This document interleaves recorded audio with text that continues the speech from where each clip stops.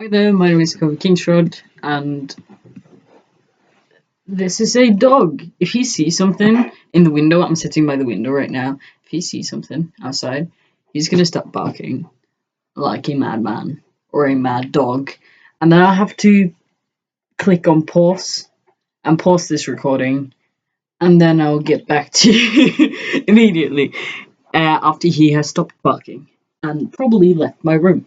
Anyway, hi. The fact that he's staring out the window is making me a bit uneasy. I painted my nails, so that's kind of cool.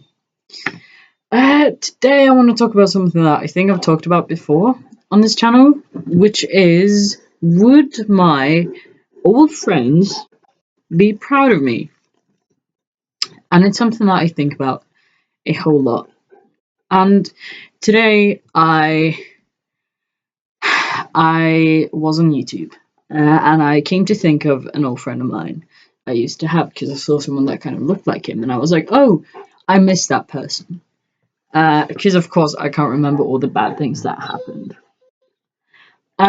So I was like, I miss that person, and that person has a YouTube channel. None of you guys know who it is, so you don't need to try and find him because you don't know who it is. Like, trust me, like, yeah, he doesn't have like a big YouTube channel. He has like 50 subscribers or something like that. But he has posted some videos, and I was in one of them. And seriously, you won't find him. So, I mean, you can try, but you'll just waste your time. Because he's not the type of person that you would probably think that I would be friends with. Anyway, so I found the video on his channel that I was in, and that was like 3 years ago or something. 2 years ago, 2.5. And I listened to my voice, and my voice was like so high pitched. I don't even know how this sounds really bad because it sounds like anyone with a high pitched voice isn't like a guy. But I seriously am surprised that he could, or that he didn't misgender me, and that he did see me as a guy, because I didn't. My voice just kind of ruined it. And I was thinking, like, man, like, my voice has changed so much since then. And back then, I was very suicidal, and I was also because of testosterone. And my lack of testosterone, and that I wasn't on testosterone, and I never really thought that I would be able to go on testosterone, and I wouldn't really be able to live my life fully as male. I thought that my family would never come around to, well, like that they would just never come around and to call me a guy and just referring to me as a son. And I didn't think that would ever happen to me, ever. So things were really bad, but he helped me a lot and stuff.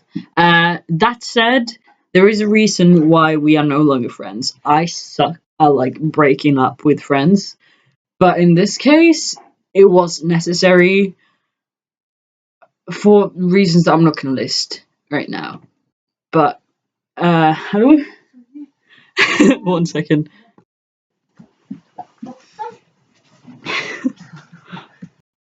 That was my mom. They were my dad is gonna take my dog out for a walk. Anyway, where was I? That was kind of awkward. Never mind. My mom is so cute. She was like, "I'm sorry," because she heard me talking in English. Anyway, where was I? Yeah, reasons that I'm not gonna list in this video, but it has to be pretty bad for me to like not be your friend anymore, especially back then. Or like before now. Now too, but like especially then.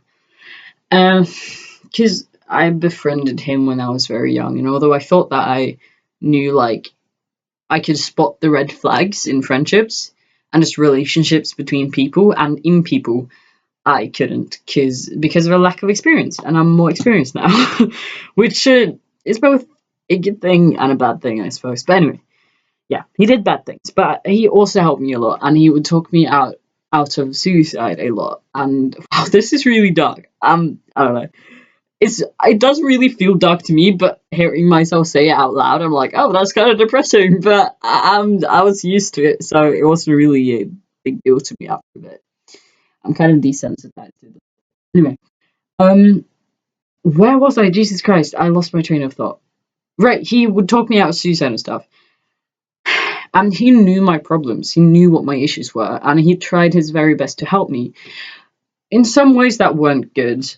He didn't approve of me doing anything feminine. He didn't like feminine guys. He was going to teach me how to be a real guy, which is very problematic.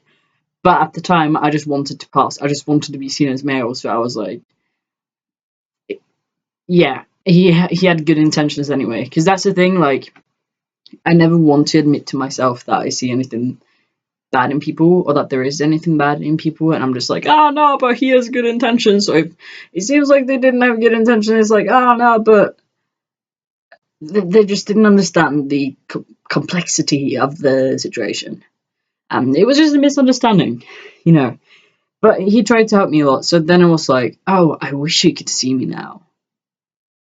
I mean, realistically, I don't. If I were to talk to him again, I can't. I am so scared. Like I'm terrified. Like I would love to, but also at the same time, absolutely not at all under any circumstances. But at the same time, I would kind of like to, because I want to show him, like, hey, look what happened. Like, look at me. Like, listen to my voice. Check out how I look. I hope I look like a regular teenage guy, maybe 13 instead of 16, 17 this year. But hey, like, still a teenage guy, right? I just really wish I could be like, look at me, like, look at this, like, look what happened. Um, just isn't that kind of cool? And not because I want to like show them like, F you, I made it far, and you were a bad friend, but like, hey, we never thought that this would happen, but it did, and I want to share this with you because it makes me happy. But I kind of shouldn't feel that way because it just wasn't good. But I miss him. I used to have a lot of friends like that back in the day. Not just in terms of like toxic friendships or toxic people, but just a lot of friends online. It was interesting times. I had another friend. I've talked about him before. He was my best friend for a year and a half, but it felt like much longer. But he was my everything. Like my like just absolutely everything. To me, he meant everything. And um he helped me through so much. Like that other friend that I just talked about that like talked me out of suicide, like this guy did that too, but like this was even like this was just insane. Like he was just always there. And even when he wasn't there, like I just felt this emotional connection that was absolutely insane. And he too did a lot of really shitty things, I'm not gonna lie. But at the same time, like, he did really bad things, and then we kind of overcame that because I didn't want to admit to myself that what he did was bad, although I knew it was really bad. But I didn't want to admit it to myself, and that, like, the fact that we could overcome that kind of made our bond stronger and made me more dependent on him and stuff, because he had seen me in situations where I was very vulnerable. Um, Granted, he maybe took advantage of that, but anyway, this friend meant everything to me. Super close. It was insane, honestly. And he knew my problems, and we would talk about this so much. He would be like, "One day you will be on testosterone. One day you will be who you want to be." Although I don't really believe that, because I think it kind of it's a very complicated story that I'm not going to get into. But basically, I think he wanted me sexually because I'm female to male transgender. I think that was part of it, but not entirely. I hope not. That was all what his intentions were too. do stuff. But he would talk about like one day you'll be on T, one day you'll get top surgery and you'll be so happy and you'll be so handsome and you'll just smile. And I can't wait to see that big smile on your face when you get that. And I remember one time he told me he had a dream. And I don't know if any of you guys have seen the film Interstellar. I haven't. I think that's what it's called. But it's one of his favourite films, or was. I don't know. I haven't talked to him 8 or 9 months. Anyway, yeah. So basically, he dreamt that he like flew in a spaceship out into space, and like the aging process is different because time works differently. So I would like age here on Earth, and he wouldn't age at all out there in space because like time was much slower. And he dreamt that I would send him these like films because there's one scene in that film where like the main guy, he like, I've seen this clip on YouTube, he like receives these like little films and then he watches them out there in space and he sees like his kids grow up, I think, and he has no way to communicate back, but he just watches these films and he watches the lives of his like loved ones in minutes because he receives these films but he doesn't age and he's like, do you get what I mean? I don't know. That was kind of complicatedly explained. I don't think that's the word. But my old best friend, he dreamt that, and that I would send him these films. And so one day it would be like me, Preeti, and everything. Like when he had just left, like saying that I miss him and that I would always love him and that I hope he's okay. And then a few months later, just updating on my life. And then a few months later, or a year later, or a few years later, when I was on T, and I would keep sending him these like films or like messages. And then one day I would like have top surgery, and then he said that like he would see, or the last video was me with like a scruffy. Is that the word? Like a little like not proper bed, but like not like shaved facial hair. Like I looked very sad and dark and grey. I told him that like this would be the last cassette or the last message film that I would send him, and that I loved him and I hope he was okay wherever he was out there. And this was when I was like a much older man. And then he said that he like woke up crying after that. That he saw like that whole progress, like he saw my whole life, and that he wasn't able to be there. And that he just cried. And I remember I saved that message. I have it on my iPad. Because it made me feel really emotional. And I've thought about that so many times after I started testosterone. Because as I said earlier, we're no longer friends. And I'm just really happy that, like, although he wasn't actually there, he kind of like, he did see it in his dream, you know? Like, he did see me, like, everything we were looking forward to. And he was looking forward to, because I was looking forward to it. Me, like, starting testosterone and getting top surgery. I know I'm just in this beginning of that right now. I'm, like, a month and a half on T today, actually. But he kind of saw it, and he kind of felt that, or, like, experienced that he was proud of me for making it that far. Even if it wasn't his dream. I know this is really dark and weird and deep and maybe like cringy, but I think about it a lot.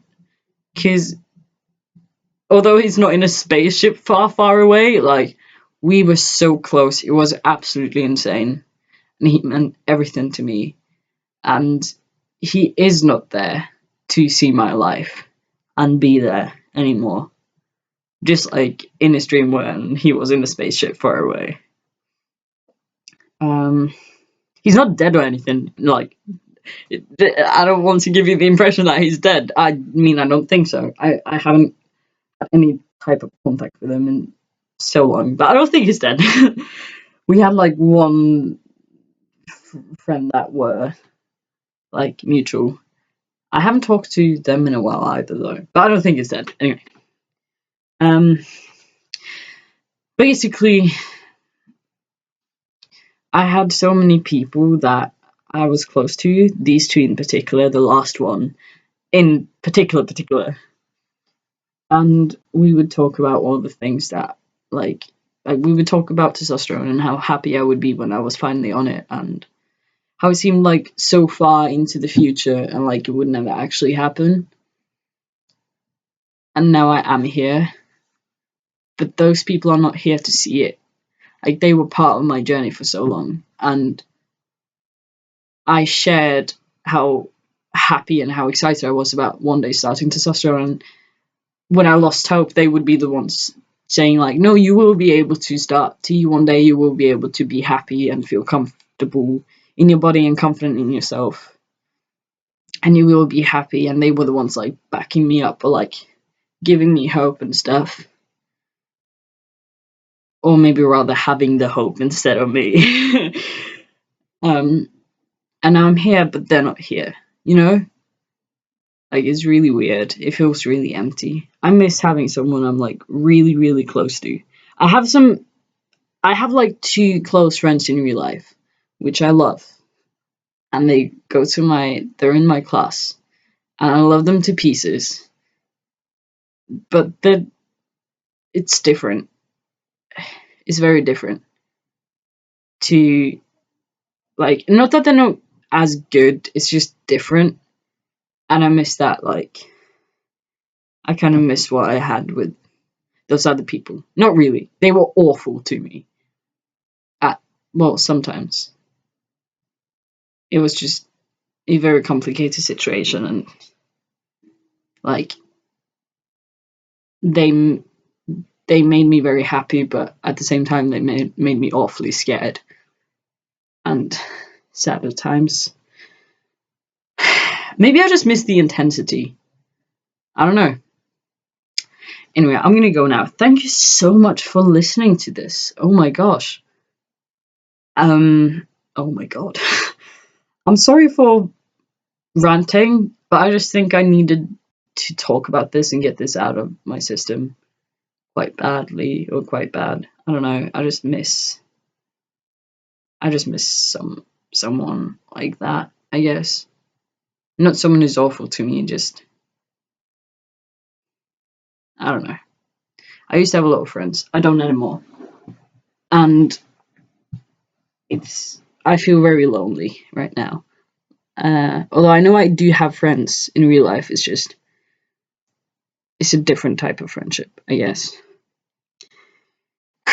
Oh well, it'll be fine. It's just weird, because I've talked to so many people for so many years, from so many different places in the world, and now it's just nothing.